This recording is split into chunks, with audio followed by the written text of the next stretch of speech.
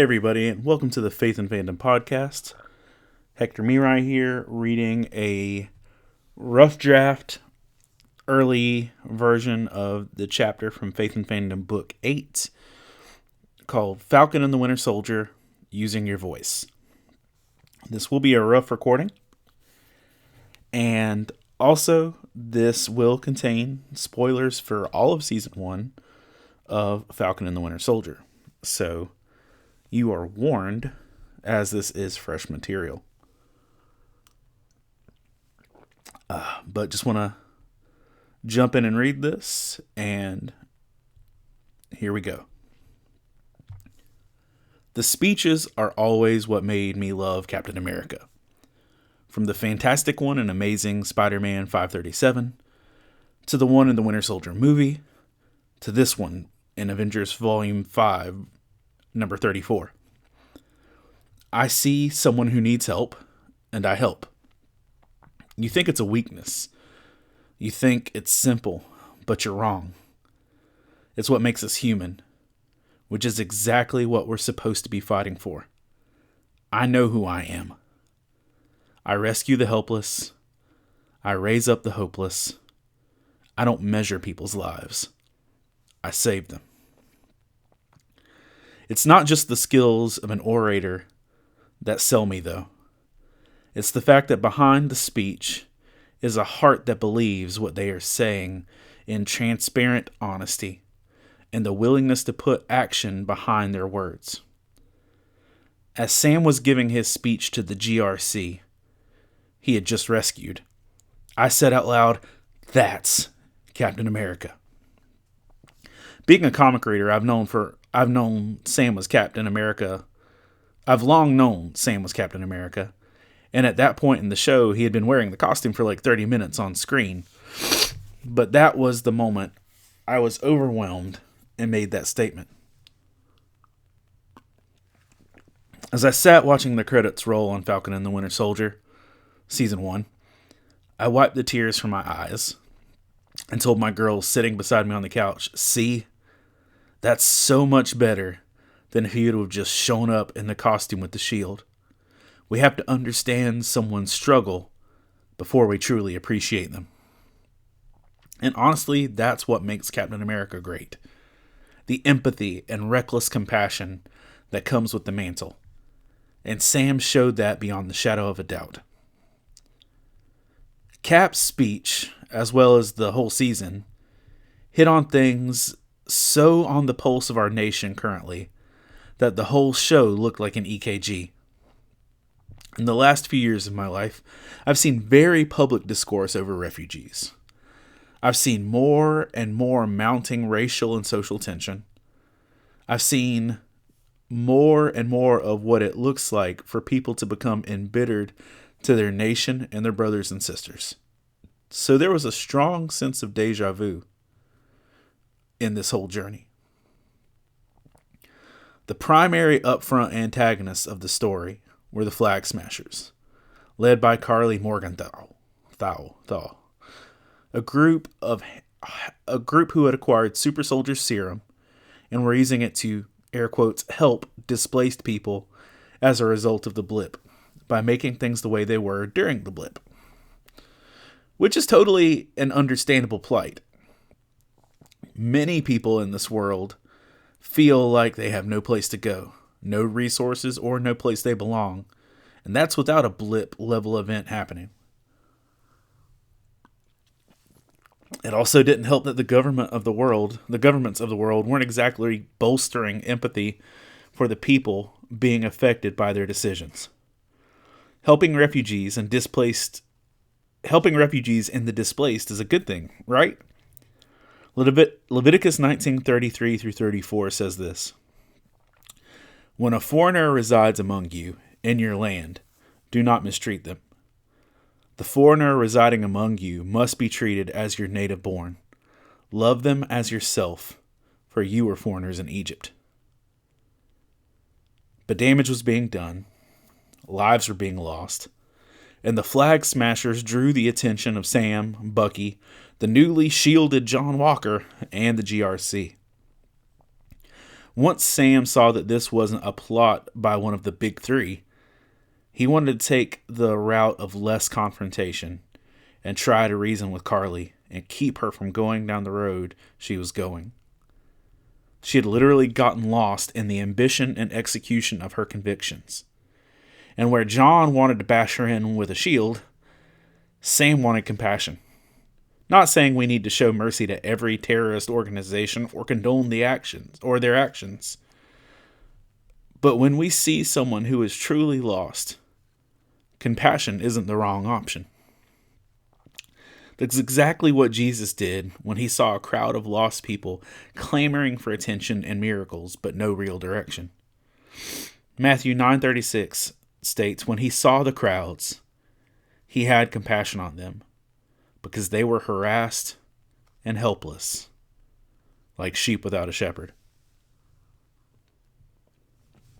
Sam managed to calm John and entangle Zemo long enough to have a genuine conversation with Carly. This next part's going to be some back and forth dialogue with Carly and Sam, so just heads up with that. Sam states, right, I can't speak for millions, but I understand you. I understand your frustration. I understand your helplessness. Carly states, so you want me to stop because people are getting hurt, right? But Sam, what if I'm making the world a better place? Sam, no. It's not a better place if you're killing people. It's just different.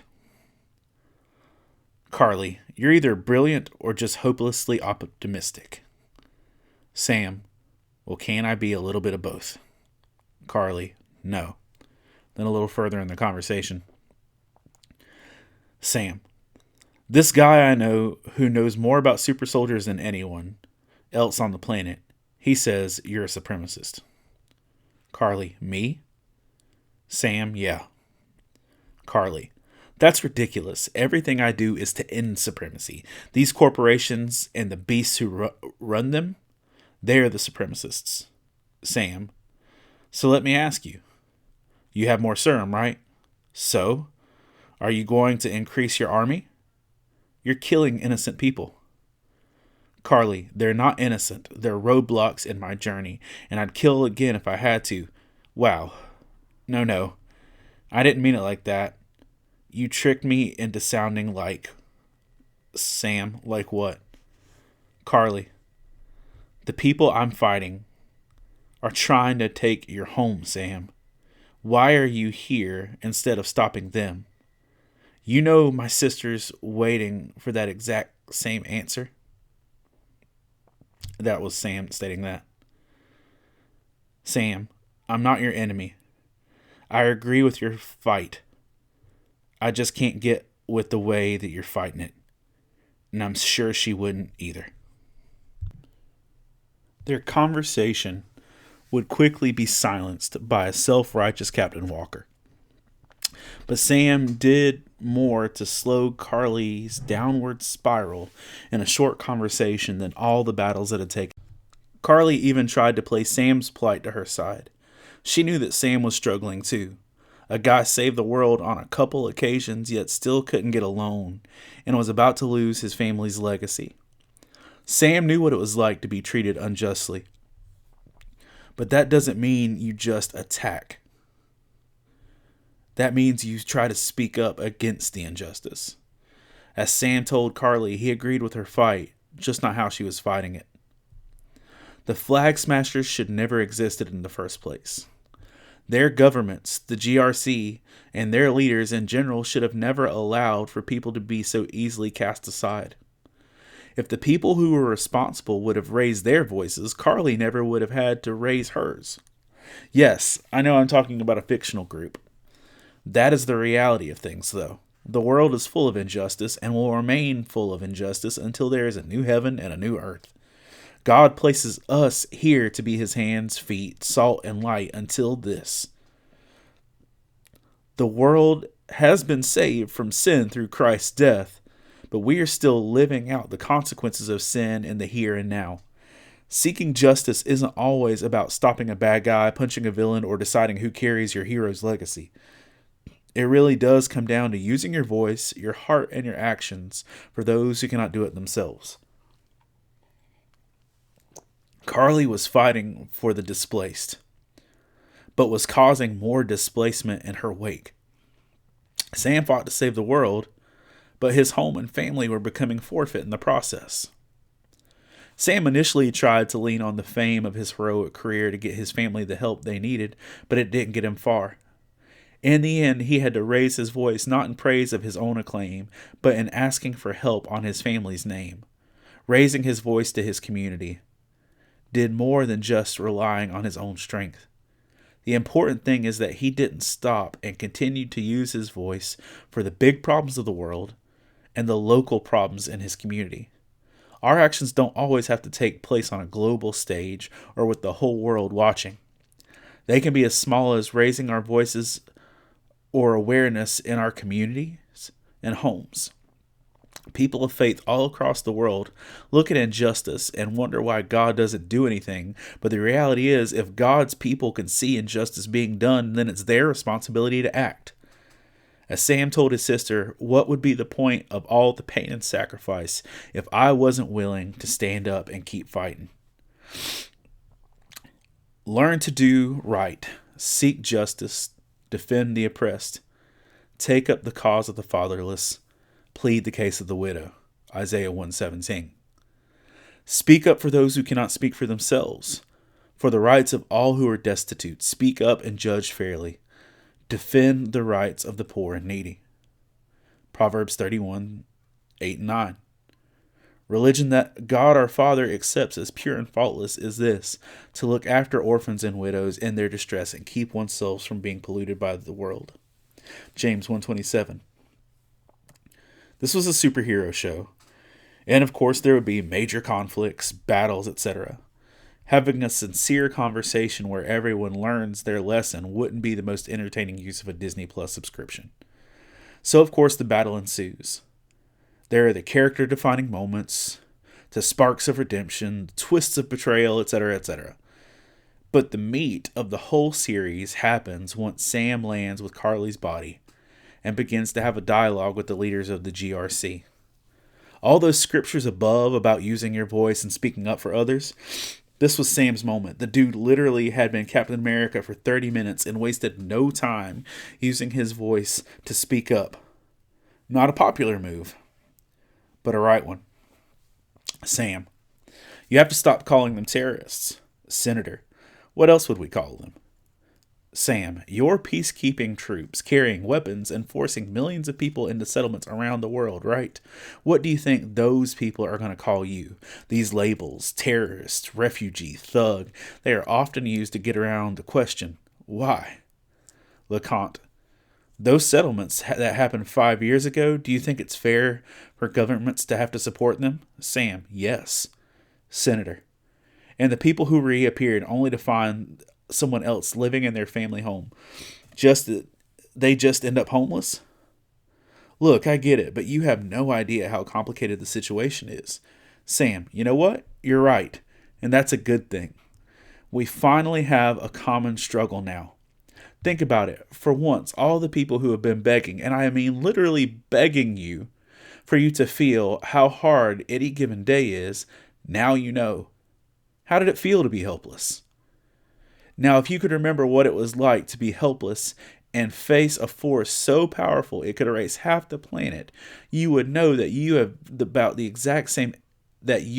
to have the exact same impact. This isn't about easy decisions, Senator. Senator, you just don't understand.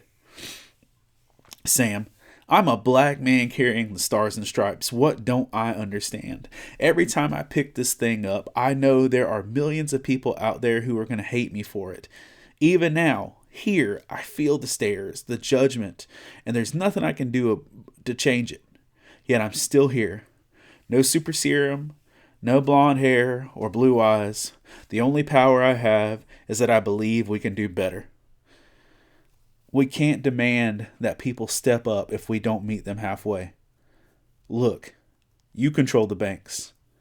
You can move borders. You can knock down a forest with an email. You can feed 1 million people with a phone call. But the question is, who's in the room with you when you're making those decisions? Is it the people you're going to impact? Or is it just more people like you? I mean, this girl died trying to stop you, and no one has stopped for a second to ask why. You've got to do better. Senator, you've got to step up, because if you don't, the next Carly will, and you don't want to see 2.0.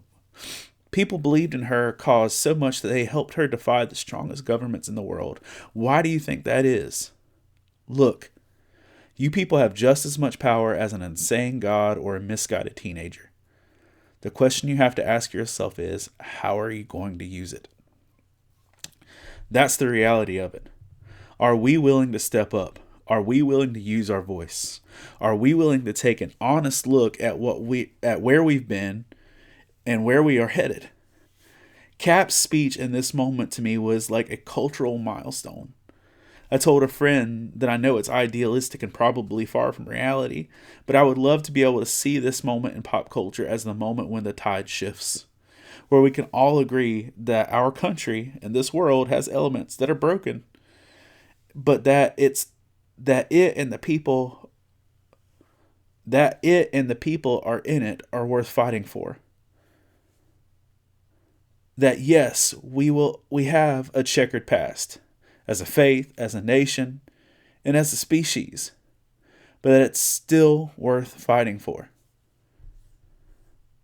This moment spoke to my heart that just because we are built on something broken doesn't mean we can't be whole. As Sam and Isaiah discuss, Isaiah Bradley, the fight you taking on ain't going to be easy, Sam. Sam, yeah, I might fail. I might die. But we built this country, bled for it. I'm not going to let anybody tell me I can't fight for it. Not after what everybody before me went through, including you. As broken as people are, they are worth fighting for. As broken as our country is, it's worth fighting for. As broken as this world is, it's worth fighting for. That's not just my opinion or Cap's. It's God's. A devotional using John 3:16? How original. Have you ever really thought about the motivation listed in that verse? For God so loved the world that he gave his only begotten Son, that whosoever believes in him shall not perish but have everlasting life. The motivation for Christ's sacrifice was love for the world, the broken world, the bitter world, the world full of betrayal, lust, greed, racism, sexism, murder, isolation, pain, and shame. The world that was just as jacked up and as broken as ours is now, if not more. Somehow, we've gotten to a place to think that just because our past is ugly or things are broken, that everything should be abandoned. But it's the fact that God looked at our brokenness and fought on our behalf that we have life. Sam stated that because this country had been bled and fought for, that it was worth the continued fight. How much more are we worth that Jesus would bleed and die for us? That means I want to continue to fight, not against others, but for others.